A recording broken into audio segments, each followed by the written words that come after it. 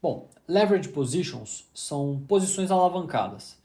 Então, elas são chamadas assim porque é utilizado margem para poder montar essas posições. E aí que tem alguns conceitos importantes de se lembrar. Margin loan, que é o dinheiro que foi tomado para poder montar a posição. Call money rate é o interest rate pago nesse loan que foi tomado. O trader's equity, que é de fato o equity do investidor, que é o dinheiro proprietário que ele usou para fazer aquela posição. E o initial margin requirement, que é a margem inicial que a gente já falou. E o financial leverage, que aumenta tanto o potencial de retorno como de perda. A gente vai olhar isso aqui em mais detalhes e vamos fazer conta. Quando a gente fala de leverage ratio, veja, uma posição que exige 40% de margem, ou seja, vou entrar com 100 mil dólares, só que eu posso montar com 40% de margem. Então, na verdade, eu só vou colocar 40 mil dólares. O financial leverage a gente calcula como 1 sobre 0,40. E aí essa conta dá 2,5. Então, uma exposição usando 40% de margem, ela representa uma alavancagem financeira de 2,5 vezes. E aí veja o efeito disso sobre um retorno de 10% ou uma perda de 10%. Se eu tenho uma alavancagem de 2,5, quando a ação se um ativo subir 10%, ele vai, na verdade, retornar 10% vezes 2,5, ou seja, 25%. Assim como na queda também, se ele cair 10%, o investidor vai perder, na verdade, 25%. Então esse é o efeito da alavancagem. Contas super simples, mas pratique para não errar uma questão fácil dessa na prova, caso caia alguma coisa parecida com isso aqui. Um outro cálculo que tem nos exercícios do CFA é esse aqui que a gente vai fazer agora. Então, é o retorno em um leverage stock purchase, ou seja, é um retorno em uma posição de ações alavancada. Então, foi comprado a 27 dólares, o valor de compra, e foi vendido a 20, ou seja, houve um prejuízo aqui. Foram comprados 1.000 shares, o leverage ratio de 3, call money rate, que é os juros sobre o loan que foi utilizado, porque afinal, se foi com uma alavancagem de 3, significa que foi utilizado o loan. Então, os juros que foi pago aqui foi de 5%, dividend de 10%, de 10 cents per share foi recebido, e o commission paga de 1 centavo per share. Como é que a gente calcula isso? Bom, o total return ele vai ser o final equity, ou seja, eu vou ter, equity final menos o equity inicial, certo? Ou seja, o dinheiro que sobrou menos o dinheiro que eu tinha. Se eu tiver uma diferença positiva, eu ganhei dinheiro. Se tiver uma diferença negativa, eu perdi. Aqui a gente já sabe que vai ser negativa porque a ação caiu. Então eu vou ter menos equity no final do que no início. Sobre a minha posição inicial, menos 1, eu vou ter o percentual de retorno aqui.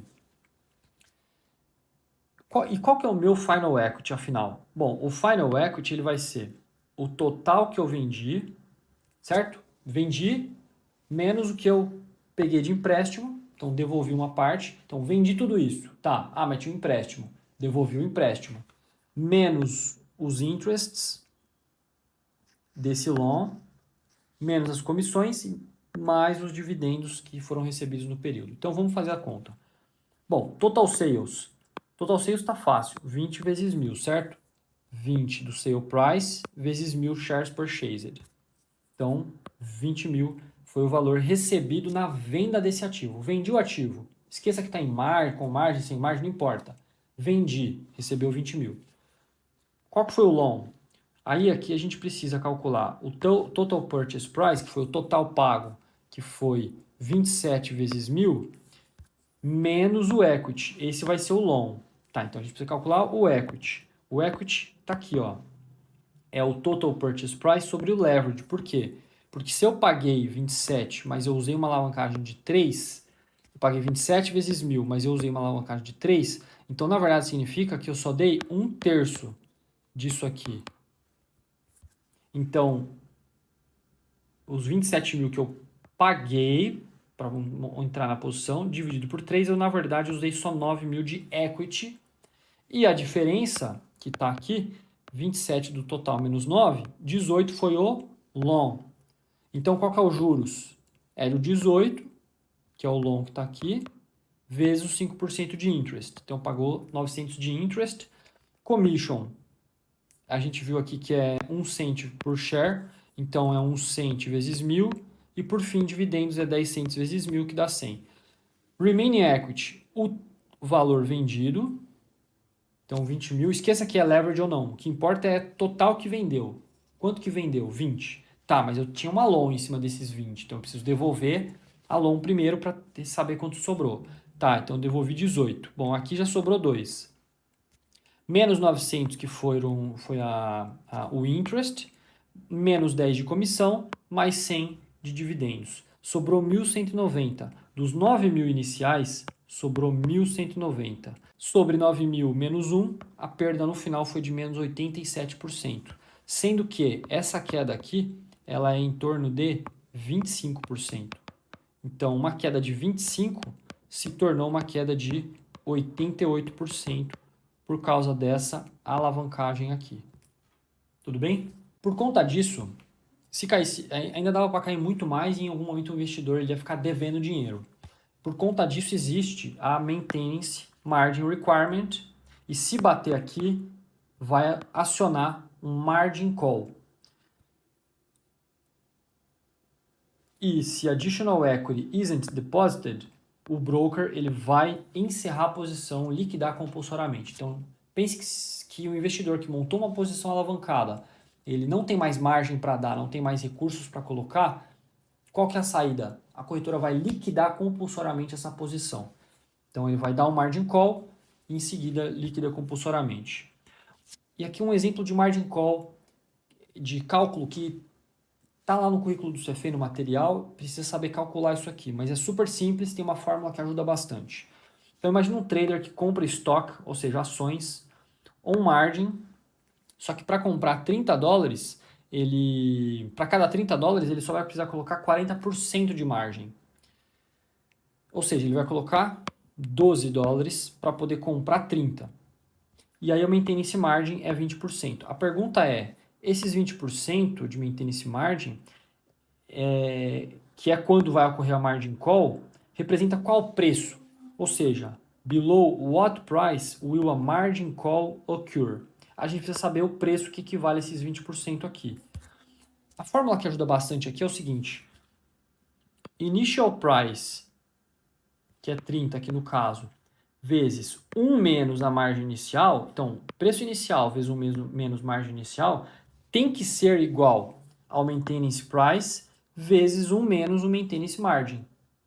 Então, essa igualdade ela tem que sempre equivaler. O preço vezes 1 menos, e ó, atenção, isso aqui é muito fácil de errar, ao invés de colocar um menos, você vai lá e coloca só a margem inicial, e você não vai chegar no número correto. Então lembra, é 1 menos aqui, e aqui também é 1 menos da mesma forma. Então, preço inicial vezes 1 menos a margem inicial tem que ser preço de o maintenance price vezes 1 menos o maintenance margin. Quando você pluga todos aqui, o 30 vezes 1 menos 0,40, que é o initial margin, maintenance price vezes 1 menos 0,20, você faz a conta aqui, você vai chegar que é 22,50, que é um margin call, vai acontecer se o stock price ele cair abaixo de 22,50. A lógica por trás disso aqui é o seguinte, se a ação caiu de 30 para 22,50, significa que o investidor perdeu 7,50. Ou seja, se no início ele tinha 12, isso aqui virou 4,50. E se você dividir 4,50 por 22,5, significa que isso aqui vai dar 20%. Ou seja, se a ação cair mais um pouco, você passa a ter uma margem menor do que 20%. Então você precisa depositar dinheiro. Essa é a lógica por trás desse cálculo.